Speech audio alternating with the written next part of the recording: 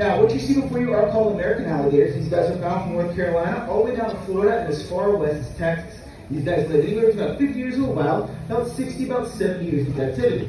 Now, what I am feeding them is raw chicken, same kind of chicken you and I get from the grocery store. We just get it in bulk, it's frozen, we let it thaw out for a few days, so it's nice, smelly, gross, something you don't want to go near. These gators love it. Mainly for the fact that it's dead, it's not a waste of time trying to kill it, plus it's already started to decompose. It's not easier for them to digest this food. So, even in the wild, they rather go after dead decaying items than live prey to get more bang for their buck.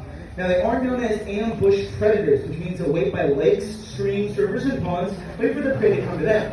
So if the deer comes to that water, takes a nice little drink, that alligator will watch, wait for it to make a mistake. When that deer's not paying attention, the gator will lunge towards it, grabbing an arm or a leg, dragging it back into the water, and going to what's called a death roll, which causes the alligator and its prey to constantly spin, so its prey either drowns or a body part comes off, which the alligator is going to use to hold. There's a couple things you guys are probably noticing. One, these gators are jumping up pretty high. The average alligator can jump about half to about 3/4 of its body above water. Now you guys may be saying to yourself, Gary, you're obviously a liar. A lot of these 12-foot gators are not jumping up 6 or 7 feet in the air and touching your hand. Why is that? Well, that's for a fact that big alligators weigh anywhere between about 600 to about 900 pounds. So it's very difficult for an animal that size to jump half its body above the water.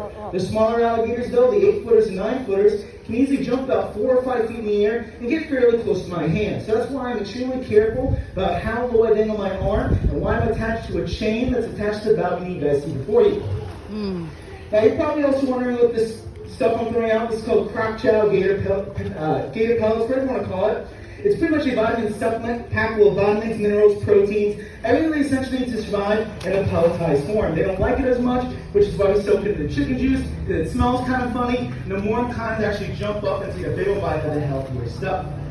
For the most part, these guys are carnivorous animals. They will only eat meat, and this is what they kind of go for. Now, for those who are just trying to best, you can't have the kids on the shoulders or on these lower fences, just in case someone falls and hurt themselves, and they keep that in mind. Cool. All right, so for the most part, these guys will pretty much eat anything that comes near their mouth, especially if it's made out of meat.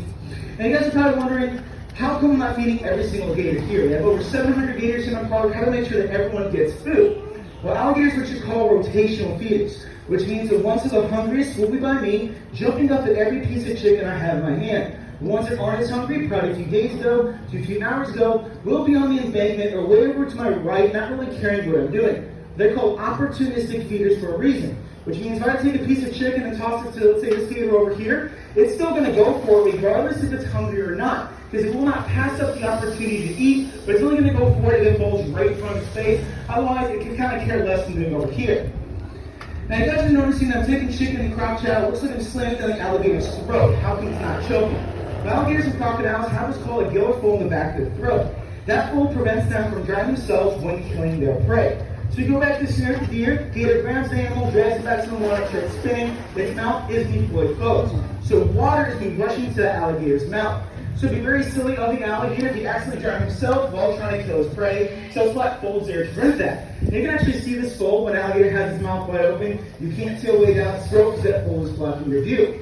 The only way you're going to be able to see that in an alligator's mouth, if one, the alligator is yawning, or two, you're being eaten alive. I don't suggest the second one, but seeing an alligator yawn is still pretty cool. Now, how are they able to find their food? Obviously, when I throw it in their mouth, they're able to get it, but how are they able to find it in the water or up on land? Well, alligators and crocodiles have what's called ISOs, or sensory receptors. They're small black dots in the bottom part of their jaw that detect vibration. So when something is swimming, drowning, moving towards them, they can actually feel that without having to see, smell, or hear it first. So I take a big piece of chicken, toss it really high up in the air. It's going to hit the water and make a ripple effect. All those gators felt that vibration and start moving in for the kill. That's where you get your feeding frenzy. Gator grabs an animal, drags it back to the water, and starts spinning. All that commotion is going to cause more gators to join on the fun. So how can that thing happen? How can I take chicken or croc chow and toss it between all these hungry gators? They don't grab their arms, legs, head. It's not a big bloodbath. Well, gators are trained lazy animals. Why do they sit there and attack one another when they get magical chicken that falls from the sky? It makes way more sense for these big animals to sit right here, wait for a little piece of food to fall into their mouth, and to actually attack one another.